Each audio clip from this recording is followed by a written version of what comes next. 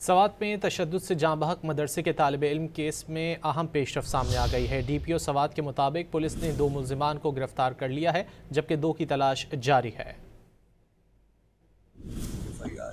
ہماری اس 302 کی F I R میں ٹوٹل 4 ملزمان ہیں۔ 4 میں سے 2 ملزمان جو ہیں وہ ہم نے گرفتار کر لیے ہیں اور باقی 2 ملزمان اس ٹائم عدم گرفتار ہیں، جس کے لیے ہم نے اپنی ٹیمز بنائی ہوئی ہیں، ٹیکنیکل ٹیمز بھی بنی ہوئی ہیں، باقی بھی بنی ہوئی ہیں، اور ان کی گرفتاری کے لیے ہم ہر قسم کی ایفرٹس کر رہے ہیں اور انشاءاللہ کافی ساری لیڈز بھی ہیں۔ ہم پر امید ہیں کہ جلدی وہ بھی گرفتار ہو جائیں گے۔ اس کے ساتھ ساتھ جو تشدد میں